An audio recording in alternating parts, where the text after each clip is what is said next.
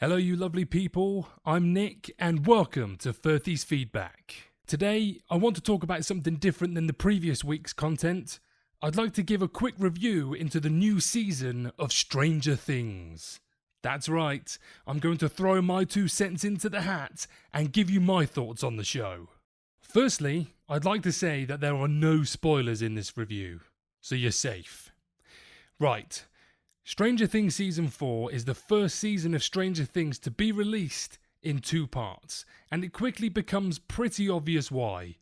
This season is big, not just in terms of episode runtimes, but in what co-creators Matt and Ross Duffer are trying to accomplish by spreading the story out across various locations and characters, and even introducing an effective new villain.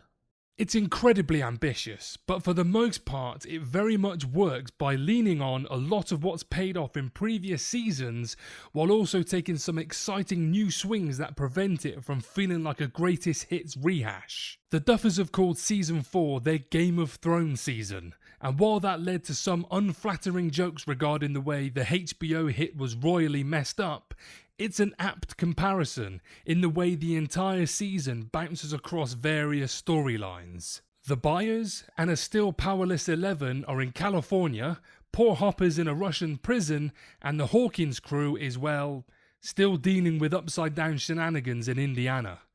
In a lot of ways, that tri-pronged structure gives Stranger Things a needed shake-up, and each storyline successfully brings its own intrigue. The Hawkins arc feels like classic Stranger Things, but with an added level of maturity. Look, the kids aren't exactly kids anymore, and these high schoolers are now seasoned in the art of supernatural investigating. The way they unravel the mystery of Hawkins' new threat is consistently satisfying and is a credit to something Stranger Things has always done well. It's never felt like it's being coy or withholding for the sake of it.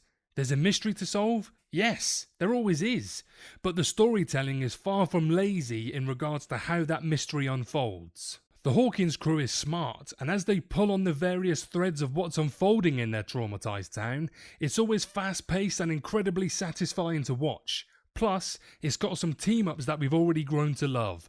Dustin and Steve, I'm looking at you, while introducing some surprising new ones like Robin and Nancy. Oh, and a new character, Eddie, played charismatically by Joe Quinn, is a welcome addition, and he fits seamlessly into the group. Hopper's storyline, though, is something else entirely. In fact, there are moments where it feels like a different show altogether, but that's not a bad thing. It's no doubt the bleakest portion of the show, but it's also beautifully shot and refreshingly action-heavy. Plus, it gives David Harbour some emotional moments to shine as Hopper goes through his most difficult journey yet. The best part of the California arc, meanwhile, is Millie Bobby Brown's continually great performance as a very much struggling Eleven and the much-awaited revelations about her past. So yeah, it's a lot, and the episode's runtimes accommodate. 5 of them clock in around an hour and 15 minutes. The 7th is a whopping hour and 40 minutes long, and the shortest episode among them is still an hour. But surprisingly, the scripts are incredibly tight.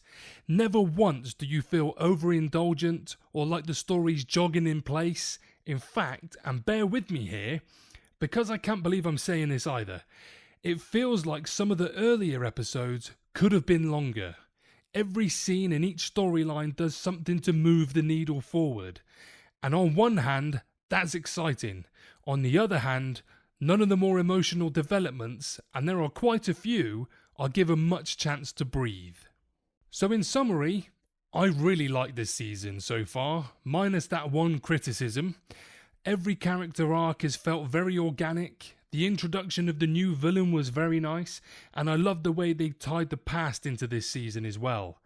I do have a sneaky suspicion that someone is going to get killed off in this season, and I've narrowed it down to 2 people, and I'm sure a couple of others have had the same thought as well. I'm very much looking forward to watching the final 2 episodes in July, and I will report back once they are released, watched, and I've had chance to take them in. Well, that was something different. If you've been a fan of Stranger Things and would like to give me your thoughts, please comment below. I would like to thank you for watching until the end, and please don't forget to drop a like on the video, and if you like the content, please consider subscribing and clicking the bell notification icon to stay up to date when new videos are available. So, for now, take care, and I'll see you on the next one.